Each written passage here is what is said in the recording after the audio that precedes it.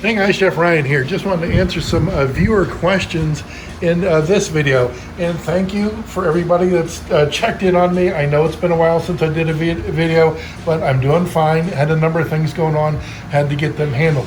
So I'm back doing these slot car videos.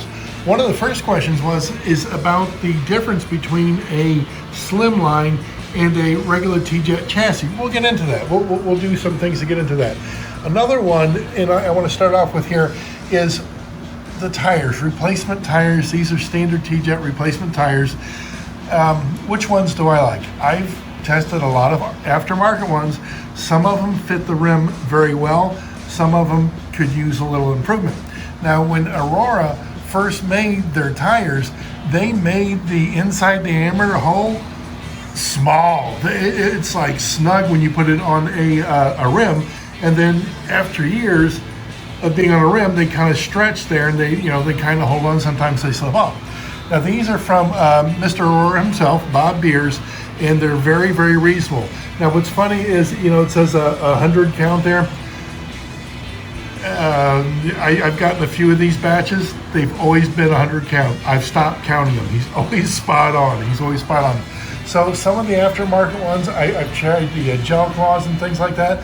Some of them are really, really good grip wise. I like these. I'm not sure if Bob says that these are a compound, but I like them. I really like them. I really do.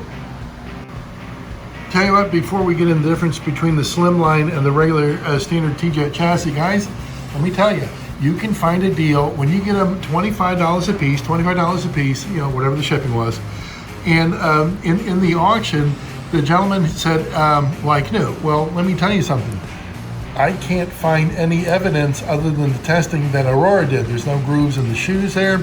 I mean, they look really good. I can't find any oiling, you know what I mean? It's like new. I get to this one, and I look at the shoes, and I go, maybe, probably that may have been used. And then the last one, again, look how clean the shoes are. I know they could be cleaner, but there's no grooves cut in. There's no oil. There's nothing around the back axle. There's no evidence of oil up here whatsoever. So you can find good deals. Just keep hunting. All right, just for fun, let's start the comparison. Let's look at the standard T-Jet chassis. Okay, look at the pancake motor. The reason, you guys all know why it's a pancake motor. It's round and flat like a pancake, flat like a pancake. Now, what's interesting about the pancake motor, the Slimline has a pancake motor, but it's much, much, much smaller.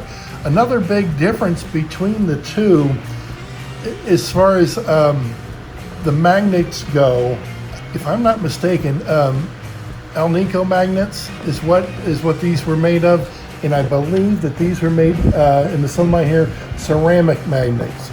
So there was a bigger flux as far as the magnets go. The Alnico, yeah, they're okay, but they're not nearly as strong as the ceramic. So they're not nearly as strong as that.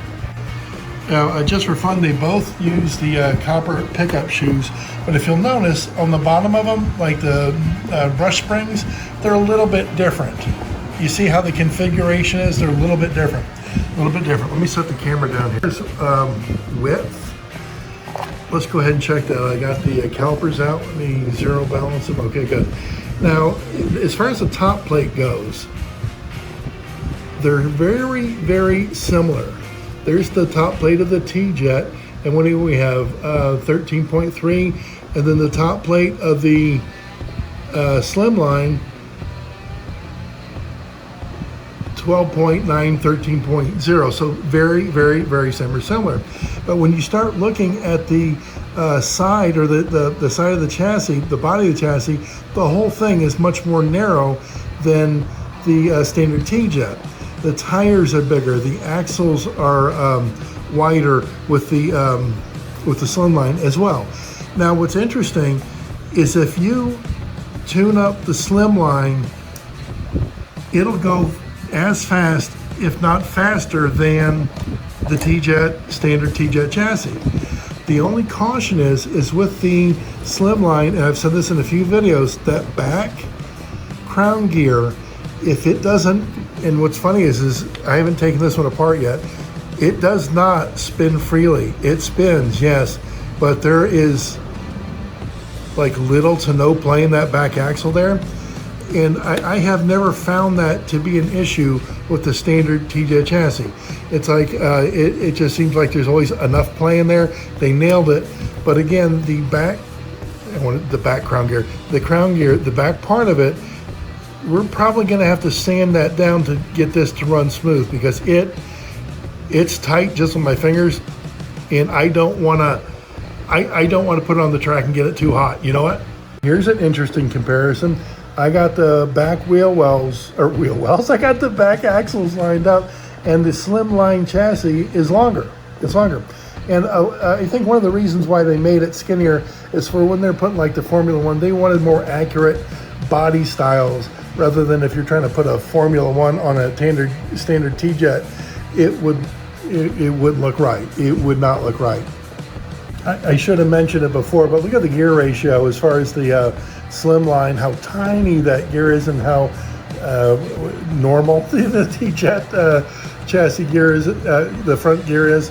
Just a big difference. So again, a Slimline tuned up properly can actually outpace a standard T-Jet chassis. Now, one thing I want you guys to comment on is, which one do you like better? What I've noticed as far as performance, it seems like the standard T-Jet chassis is smoother. I don't want to say more reliable, but it's smoother. And this one kind of gets a little twitchy when you go around corners very fast. As far as, handling corners, it's not as smooth, in my opinion, as the standard T-Jet chassis. Because when you corner and then you drift a little bit, I'm not saying it's impossible for these Slimlines, but it seems like it's a whole lot easier with the standard T-Jet chassis. I was just getting ready to put the tires in one of my bins over here where I keep them, and I saw the Mako Shark that is still up for sale. Anybody wants it, make me a respectable offer. I'll make sure and get it out in the mail to you. That is still up for sale, guys. Why don't I want it? I've got a white one. I've got a white Mako Shark, but it doesn't have any of the factory accents on it. Therefore, I love it. I want to keep that one. So the other one that has the factory accents on it, that's why it's up for sale.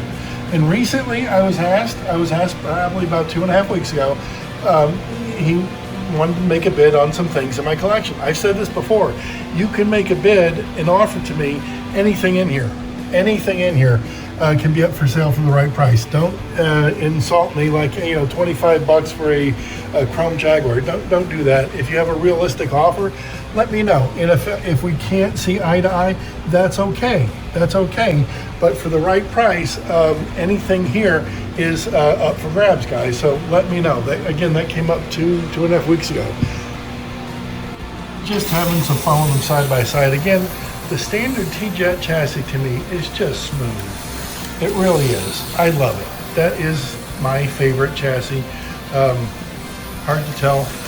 I wrote the book about it, right? That's my favorite chassis. Oh, one thing about the book. It came out, I don't know what page it's on, probably 40 something in here. Oh God, let me find it real quick. It was about, I did a whole chapter about identifying, yeah, here it is. If you got my book, you know what I'm talking about. It just came out. There was it wasn't a Mustang, but there was a car, and I think it was a Vet. I think it was a Corvette. And he's saying authentic Aurora T-Jet vibrator Vet, and I'm looking at it, and I had to ask. I said, hey, does it have any numbers in the underside of the bottom of the hood there? And he got back with me. He goes, yeah, but what's the difference? Well, the difference is Aurora didn't do that. Johnny Lightning did, and so on, but Aurora didn't do that. So he's trying to command top dollar for a Johnny Lightning with a vibrator chassis on it. Guys, it pays to being able to verify if it's a knockoff or if it's an original. That's, again, a whole chapter in my book. I go through that stuff. If you want to get my book, it's on Amazon. It's a good chapter, and it tells you a number of things to look for. Even the mold markings on the inside of the body. On the inside of the body, it comes up.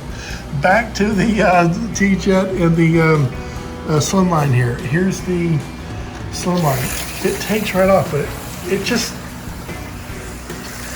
kind of squirrely. You know what I mean? It's got good speed and everything. It's got great speed. But again, compared to the standard T-Jet body, or jet body, the chassis, it's just much smoother. A little bit slower. I don't mind that. But it's just smooth. And as far as drifting in the corners, yeah, I know it's a single lane, but I always found better success drifting in the corners with the T-Jet chassis compared to the Slimline one. I was just getting ready to end off the video. Listen to me. If you want the reproduction tires, Bob Beers, Mr. Aurora on eBay, he's got them for you guys. I was having a blast. And just a bit ago, we had to have a new washer. Our washer stopped. These guys are delivering our washer to us right now. And what was funny is they were both in here just a bit ago, and they were grinning from ear to ear about the slot cars. Both the delivery gentlemen were playing slot cars just a few minutes ago. It was an absolute blast. All right, guys, if you need anything, let me know. And please comment below as far as, do you like the standard T-Jet chassis or do you like the Slimline? Let me know, guys. See ya.